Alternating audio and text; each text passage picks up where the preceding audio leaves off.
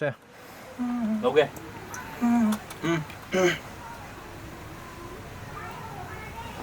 One, two, three, four. नग्न साथलुको नग्न ꯂꯩꯌꯨ ꯇꯥꯕ ꯐꯪꯍꯜꯂꯨ ꯅꯨꯡꯁꯤ ꯈꯣꯟꯖꯦꯜꯗꯣ ꯂꯩꯅꯝ ꯌꯦꯟꯈꯤꯅꯨ ꯂꯝꯂꯥꯟꯕ ꯀꯅꯥꯗ ꯅꯨꯡꯁꯤꯕꯗꯣ ꯅꯪꯒꯤ ꯑꯩꯒꯤ ꯑꯣꯏꯍꯜꯂꯨ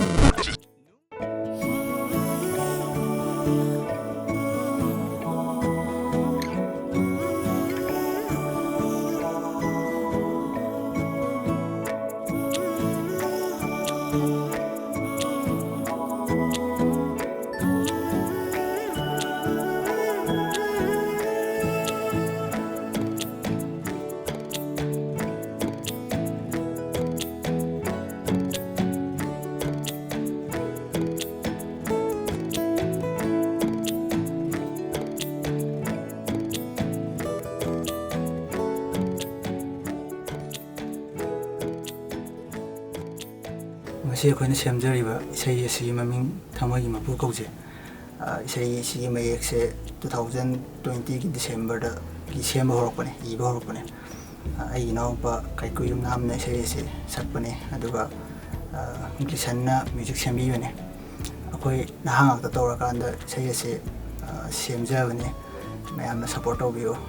ꯑꯊꯨꯕ ꯃꯇꯝꯗ ꯃ꯭ꯌꯨꯖꯤꯛ ꯚꯤꯗꯤꯑꯣ ꯑꯣꯏꯅ ꯃꯌꯥꯝꯅ ꯈꯨꯗꯣꯜ ꯇꯝꯖꯔꯅꯤ ꯅꯨꯡꯁꯤ ꯋꯥꯔꯤꯁꯦ ꯂꯤꯗꯨꯅ ꯅꯪꯕꯨ ꯊꯃꯣꯏꯒꯤ ꯃꯄꯨ ꯍꯥꯏꯔꯤꯕ ꯏꯁꯩ ꯑꯁꯦ ꯑꯩꯈꯣꯏꯒꯤ ꯍꯧꯖꯤꯛ ꯍꯧꯖꯤꯛ ꯑꯦꯛꯇꯔ ꯑꯣꯏꯔꯤꯕ ꯗꯥ ꯑꯔꯥꯕ ꯑꯗꯨꯒ ꯑꯩꯒꯤ ꯃꯔꯨꯞ ꯁꯨꯁꯤꯜ ꯂꯤꯔꯤꯛꯁꯀꯤꯁꯦ ꯁꯤꯒ ꯇꯧꯔꯒ ꯂꯥꯛꯑꯒ ꯏꯁꯩꯁꯦ ꯑꯩꯉꯣꯟꯗ ꯚꯥꯏ ꯁꯨꯃꯥꯏꯅ ꯏꯁꯩ ꯑꯃ ꯂꯩꯔꯦ ꯁꯨꯃꯥꯏꯅ ꯁꯦꯝꯁꯤ ꯈꯣꯠꯁꯤ ꯇꯧꯔꯒ 2020ꯒꯤ ꯗꯤꯁꯦꯝꯕꯔ ꯁꯤꯗꯒꯤ ꯁꯦꯝꯕ ꯍꯧꯖꯩ ꯑꯩꯈꯣꯏ ꯌꯥꯝ ꯀꯟꯅ ꯍꯣꯠꯅꯖꯗꯨꯅ ꯍꯧꯖꯤꯛ ꯑꯔꯣꯏꯕꯒꯤ ꯁ꯭ꯇꯦꯖ ꯁꯤꯐꯥꯎꯒꯤ ꯆꯥꯡꯗ ꯂꯩꯔꯦ ꯑꯗꯣ ꯌꯥꯝ ꯑꯊꯨꯕ ꯃꯇꯝꯗ ꯃꯌꯥꯝꯗ ꯈꯨꯠꯁꯤꯟꯅꯖꯔꯒꯦ ꯃ꯭ꯌꯨꯖꯤꯛ ꯚꯤꯗꯤꯑꯣ ꯑꯣꯏꯅ ꯈꯪꯕꯤꯗ꯭ꯔꯕ ꯅꯥꯀꯦꯟꯊ ꯑꯣꯏꯔꯅꯤ ꯃꯄꯣꯛꯁꯤꯃꯗꯤ ꯅꯨꯡꯁꯤꯅꯤꯡꯉꯥꯏ ꯇꯧꯔꯣ ꯊꯋꯥꯏꯌꯣꯏꯕꯤ ꯅꯪꯒꯤꯗꯃꯛ ꯀꯩ ꯂꯩꯔꯤꯌꯦ ꯅꯛꯅ ꯁꯥꯠꯂꯨꯀꯣ ꯅꯛꯅ ꯂꯩꯌꯨ ꯇꯥꯕ ꯐꯪꯍꯜꯂꯣ ꯅꯨꯡꯁꯤ ꯈꯣꯟꯖꯦꯜꯗꯣ ꯂꯩꯅꯝ ꯌꯦꯟꯈꯤꯅꯨ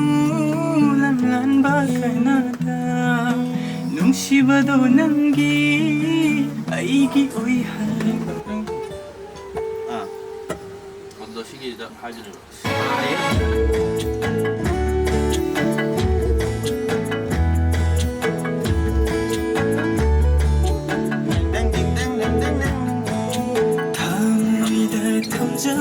ಅದು ರಂದುದಂಗ ಆಪಾಗಿದೆ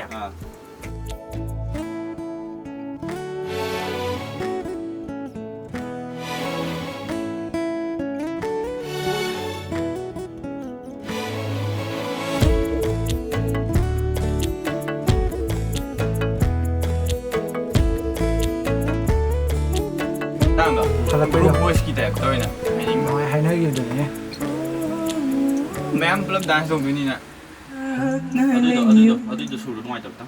ꯌꯧꯗꯦꯕ ꯂꯧꯋꯦ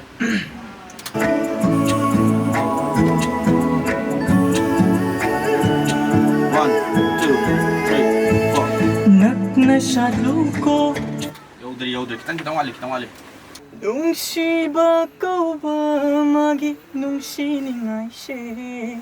ꯀꯜꯂꯤꯗꯀꯣ ꯄꯥꯈꯪ ꯊꯃꯣꯏꯁꯦ ꯂꯩꯇꯍꯟꯗꯔꯦ ꯅꯨꯡꯁꯤꯕ ꯀꯧꯕ ꯃꯥꯒꯤ ꯅꯨꯡꯁꯤꯅꯤꯡꯉꯥꯏꯁꯦ ꯀꯜꯂꯤꯗꯀꯣ ꯄꯥꯈꯪ ꯊꯃꯣꯏꯁꯦ ꯂꯩꯇꯍꯟꯗꯔꯦ ꯊꯃꯣꯏꯒꯤ ꯃꯄꯨ ꯏꯁꯩꯁꯦ ꯑꯩꯒꯤ ꯑꯍꯥꯟꯕ ꯗꯦꯕ꯭ꯌꯨ ꯁꯣꯡ ꯑꯣꯏꯗꯣꯏꯅꯤ ꯏꯁꯩ ꯑꯁꯤ ꯑꯩꯒꯤ ꯏꯌꯥꯝꯕꯁꯤꯡꯒ ꯇꯥꯟꯅꯔꯒ ꯗꯥ ꯑꯔꯥꯕꯁꯨ ꯌꯥꯎꯅ ꯃꯇꯝ ꯆꯪꯅ ꯍꯣꯠꯅꯖꯔꯛꯇꯨꯅ ꯍꯧꯖꯤꯛ ꯑꯔꯣꯏꯕ ꯊꯥꯛꯀꯤ ꯁ꯭ꯇꯦꯖ ꯐꯥꯎꯕꯗ ꯂꯩꯔꯦ ꯍꯧꯖꯤꯛ ꯑꯊꯨꯕ ꯃꯇꯝꯗ ꯃꯌꯥꯝꯗ ꯈꯨꯗꯣꯜ ꯇꯝꯖꯔꯛꯀꯅꯤ ꯃꯌꯥꯝ ꯄꯨꯟꯅ ꯉꯥꯏꯃꯤꯟꯅꯔꯁꯤ